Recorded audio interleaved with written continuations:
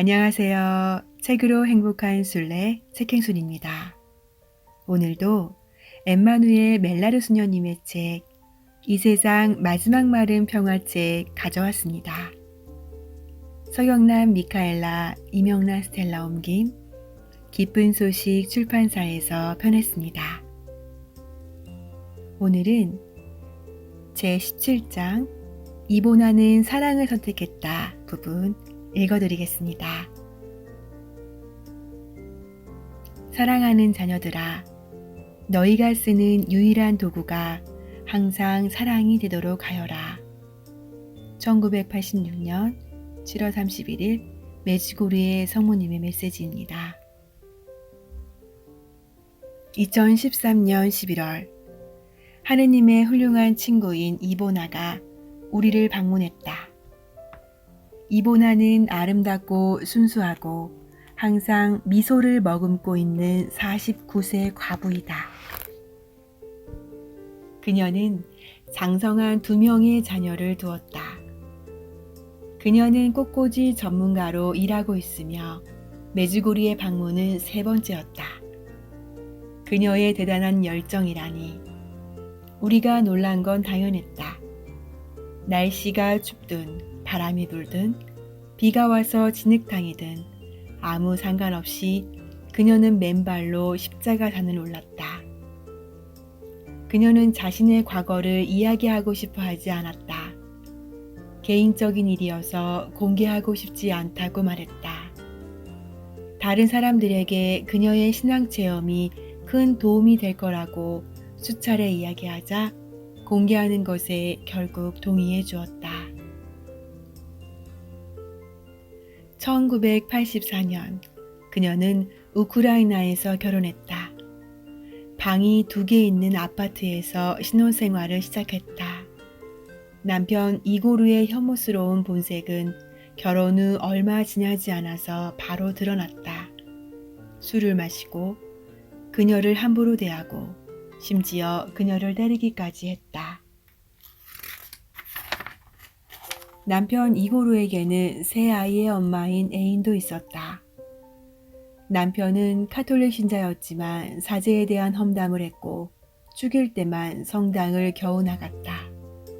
그럼에도 불구하고 이보나는 남편을 진심으로 사랑했으며 그를 위해 많은 기도를 했다. 어느 날 남편은 병에 걸려 일을 그만두었다. 끊임없는 간병이 필요했고 애인은 그를 버렸다. 이보나는 그의 죽음이 가까이 다가오는 것을 보고 그의 구원이 걱정되었다. 그에 대한 사랑으로 그를 위해 끊임없이 기도하고 단식을 함으로써 하느님께 희생을 바쳤다. 2009년 8월 그녀는 남편의 회심을 청원하기 위해 메주고리에 왔다. 엄청나게 더운 날씨로 인해 발이 데일 것 같이 뜨거워진 돌을 밟고 매일 십자가산을 올랐다. 그리고 하느님께 간청했다. 남편이 죽기 전에 고해성사를 꼭 보게 해주세요. 남편이 아이들을 함부로 대했기 때문에 남편이 저를 미워해도 견딜 수 있는 힘을 주시고 가족이 일치하게 해주세요 라고 기도했다. 그녀가 정성껏 열심히 간병하는데도 남편은 밤낮으로 그녀를 모욕하고 멸시했다. 그런 상황에서도 그녀는 기도를 통해 하느님과 일치되어 있었기 때문에 마음의 평화가 흔들리지 않았다. 어느 날 남편이 다시 입원을 했다. 그녀는 그를 돌보는 것을 귀찮아하지 않았고 그의 침상 옆에서 몇 시간을 보냈다. 하느님께서 그녀의 기도를 들어주실 것이라고 확신하면서 기도하고 단식했다. 남편은 종교에 대한 반감이 심해 원목 신부의 고해성사 권유를 거부했다. 그녀는 남편의 그런 행동에 대해 한마디도 잔소리를 하지 않았다. 물론 실망도 하지 않았다.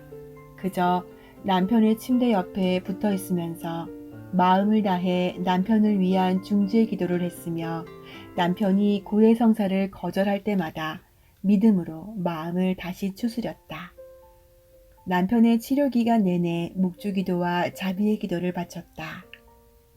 첫 기적은 2010년 1월 6일 남편이 죽는 날 아침에 일어났다. 남편이 그녀의 머리를 쓰다듬으면서 말했다. 내가 비열하게 구는데도 계속 나를 사랑해주고 돌봐주다니. 남편의 이 말은 그녀의 상처난 마음을 아물게 하는 치료제가 되었다. 남편의 다리는 까맣게 변했지만 그의 의식은 아직까지 있었다. 기적이 일어난 그날은 딸의 첫 영성체가 있어 병원을 몇 시간 동안 비운 날이었다. 그녀가 병원으로 돌아왔을 때 병원 복도에서 우연히 사제를 만났다. 사제에게 다시 한번 남편에게 고해성사를 권해달라고 부탁했다. 남편이 죽기 전에 고해성사를 받아야 했으므로 마음이 다급했다. 그때 두 번째 기적이 일어났다. 사제는 남편 이고르의 방에서 오는 길이며 남편이 20년 냉담을 풀고 방금 고해성사를 받다고 말해주었다. 그녀가 기뻐서 쓰러질 뻔한 건 지극히 당연한 일이었다.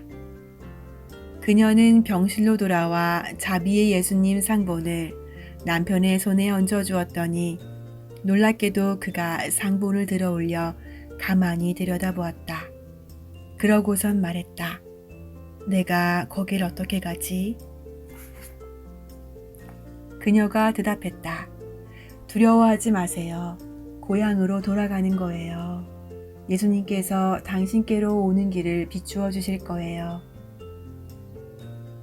남편이 괴로워하는 것을 보면서 그녀는 다시 말했다.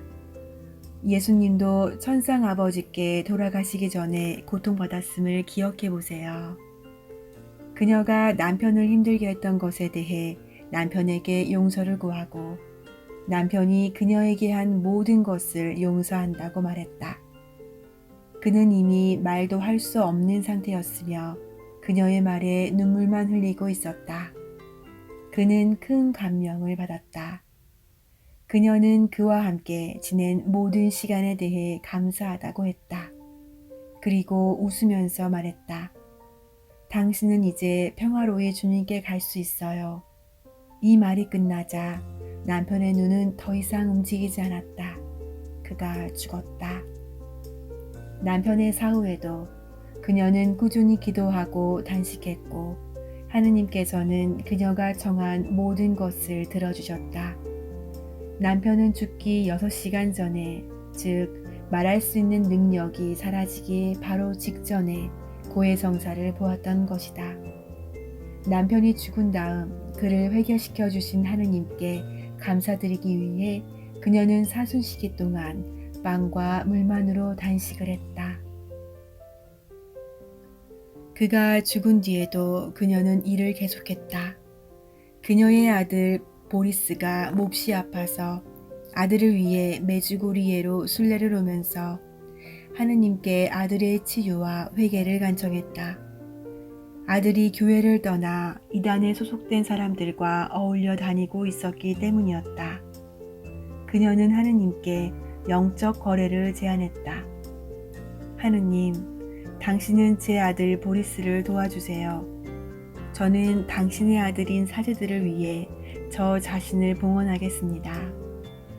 2013년 11월 25일 이보나는 맨발로 십자가산과 발원산을 오른 뒤 현시된 성지 앞에서 사제들을 위해 기도하느라 그날 밤을 성당에서 꼬박 지새웠다. 거리에서 우연히 그녀를 만난다면 그녀가 명예의 주인공임을 알아볼 수 없을 것이다. 눈에 띄지 않게 그녀는 스쳐 지나갈 것이다. 눈에 띄지 않지만 사랑의 계명을 영웅적으로 살아내는 그녀와 비슷한 사람들 덕분에 세상은 돌아가고 있다. 하느님께서는 당신의 성인들을 잘 숨겨놓으신다. 하느님께서는 성인들이 충분치 않지만 그래도 많이 갖고 계신다. 오, 하느님의 빛 안에서 모든 진실이 드러날 세상의 마지막 날에 우리를 기다리고 있을 놀라운 일들이 기대가 된다. 성모님은 말씀하신다. 사랑하는 자녀들아, 다시 한번 사랑하라고, 사랑의 선물을 위해 끊임없이 기도하라고, 모든 것에 앞서 천상 아버지를 사랑하라고, 나는 어머니로서 너희를 부르고 있다. 너희가 그분을 사랑할 때 너희는 너희 자신과 너희 이웃을 사랑하게 될 것이다. 이 두 가지는 분리될 수 없는 것이란다. 천상 아버지께서는 모든 사람 안에 계신다. 그분은 모든 사람을 사랑하시고 그들의 이름을 한 명씩 호명하며 그를 부르신다.